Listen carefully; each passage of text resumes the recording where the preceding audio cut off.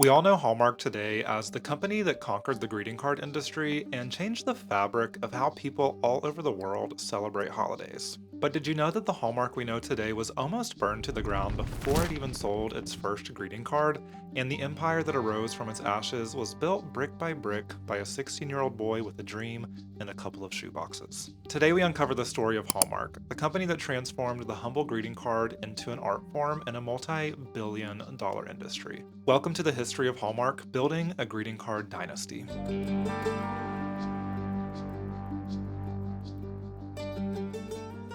It all began over a century ago in the early 1900s with a young man named Joy C. Hall. You might hear me refer to him as JC throughout this video, just know that it's the same person. Now, JC was the youngest son of parents George and Nancy Hall, and the Hall family was a very normal, fairly poor family. Joyce grew up in a religious household and worked a lot of odd jobs as a kid, including selling perfume to his neighbors and eventually working as a store clerk in his brother's bookstore. At the age of 16, JC and his brothers William and Raleigh scrounged away enough money to open their own postcard store in their city of Norfolk, Nebraska. Now, one thing that's sticking out to me immediately already is this family is clearly very entrepreneurial from the jump. His brothers already own a bookstore, and now the brothers are coming together to open a postcard store. But anyway, they scrounged up enough money to open the Norfolk Postcard Company, which was a store that sold postcards to their local community. Now, at the time, handwritten letters were the primary way that people would communicate with each other unless they lived down the street, so postcards were very popular.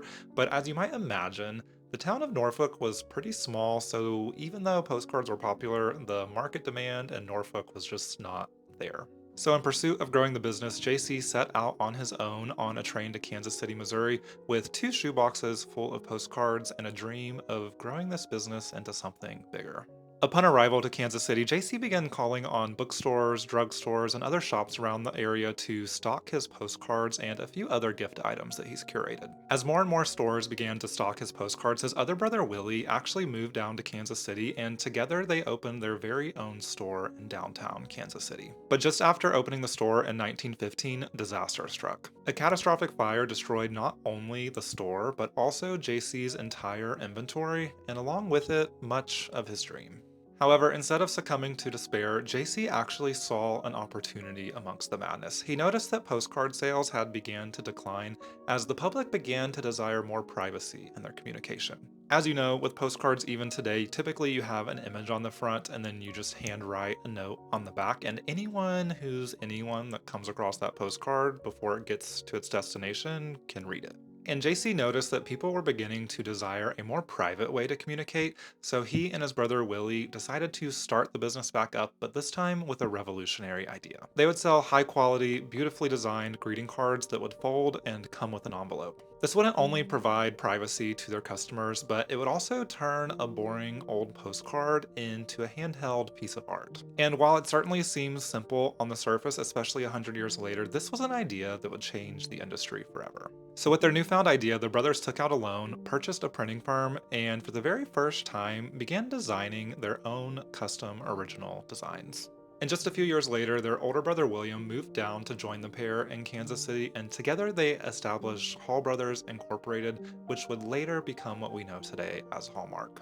Now, Hallmark Today is most known for their greeting cards, of course, but as you might imagine, it's hard to build an empire off of folded pieces of paper. One of my favorite fun facts about Hallmark that actually comes from this time period is they were actually the first ones to invent gift wrap as we know it today. In the early 1900s, most people wrapped gifts with just plain, solid pieces of paper, including the Hall brothers, so in their store they also sold plain, solid paper for gift wrap. However, during the midst of the Christmas season in 1917, they actually ran out of their gift wrap very early on in the season, and instead of disappointing and turning customers away, they came up with another idea. They actually began selling envelope linings, which, if you're not familiar with envelope linings, it's what comes inside of fancy envelopes. You know, you open the envelope and then there's a fancy, beautifully designed lining on the inside of the envelope.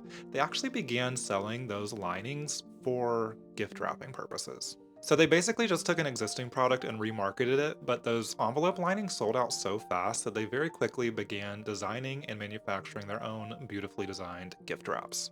And while JC was certainly a pioneer in gift products, I would be remiss not to also mention the innovative ways in which he marketed his products. In 1928, the company would adopt the name Hallmark, inspired by the hallmark that goldsmiths would use to guarantee quality, and of course they also liked it because it included their last name, Hall. They began placing the Hallmark name on the backs of every single card, and Hallmark would soon become synonymous with thoughtful, heartfelt messages and high quality gifts. Another innovation was actually the way that they displayed their cards for sale in stores. Hallmark patented what they call eye vision display, which is really just a fancy way for saying they chose to display their cards on racks upright in a vertical position so that customers could easily read and view all of the cards. Now, that may seem like an obvious display choice to us today, but prior to that, stores would actually store their greeting cards in drawers, and you would either have to open the drawers and shuffle through them yourselves, or ask a store attendant to bring them out for you. These iVision displays not only helped the customers see and view the cards better, but of course, it also led to more sales.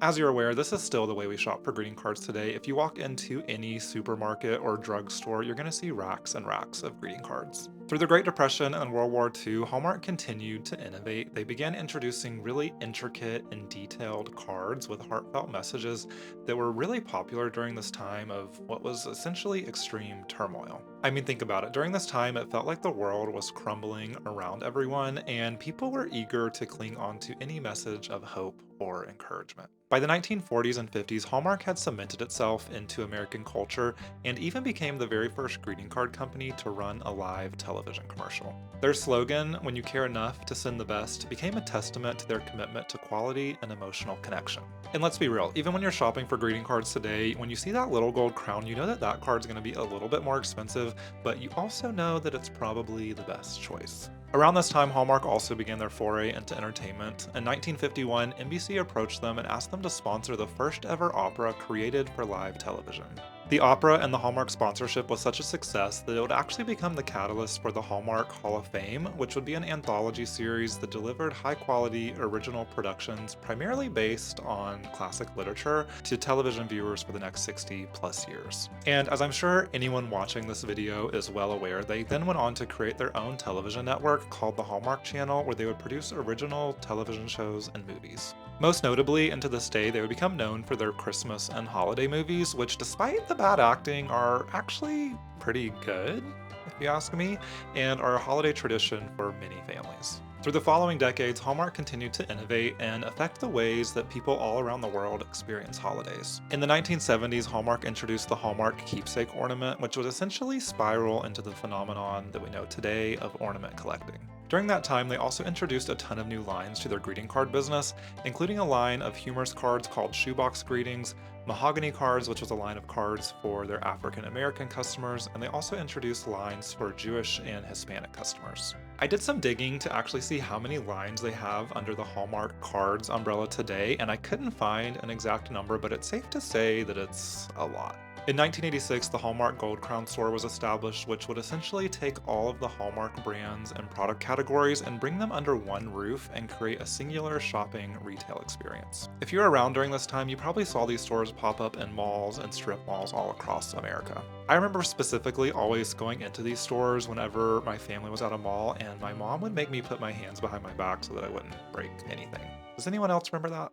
Or was that just a me thing? During the late 20th century, Hallmark entered into a new era after the passing of J.C. Hall, and Irvine O. Hockaday Jr. stepped in as president and CEO. During this phase of growth, Hallmark would begin acquiring complementary companies to continue to try to reach new audiences and diversify their distribution channels. Perhaps most notably, especially to the viewers of my channel here, in 1984, Hallmark actually acquired Crayola for $204 million. Which sounds like a lot of money, but it actually turned out to be an incredible investment, as today Crayola alone brings in north of $750 million in revenue a year for Hallmark. Also, who was going to tell me that Hallmark owns Crayola? I feel like that's something that should be more widely known, and I didn't know that until I started doing my research for this video.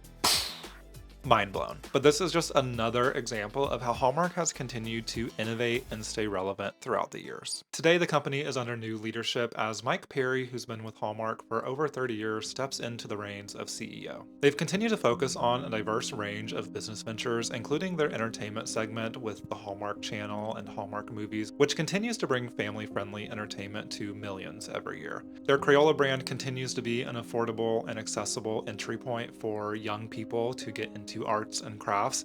And I don't know about you, but every time I walk down the office supply aisle, I still get a little gleam of joy when I pass the Crayola section. So they're definitely doing something right. And of course, even with the dawn of the digital age, they are still dedicated to their greeting card business, which is now sold in over 100 countries and printed in 30 different languages. Over a century later, after that near fatal fire in 1915, Hallmark today stands as a testament to the power of a simple idea, the value of relentless determination, and the importance of human connection. It's not just a company, it's a tradition that spans generations, a legacy built on the premise that sometimes the smallest gesture makes the biggest impact. All right, y'all, if you made it this far, thank you so much for being here and listening to my ramblings about the history of Hallmark. I know that this was a little bit of a different type of video for me, but I thought it would be fun. So if you enjoyed it, go ahead and give this video a thumbs up and a comment. That would really help me out. And if you're new here, feel free to subscribe. I would love to have you stick around. And until next time, stay crafty, friends.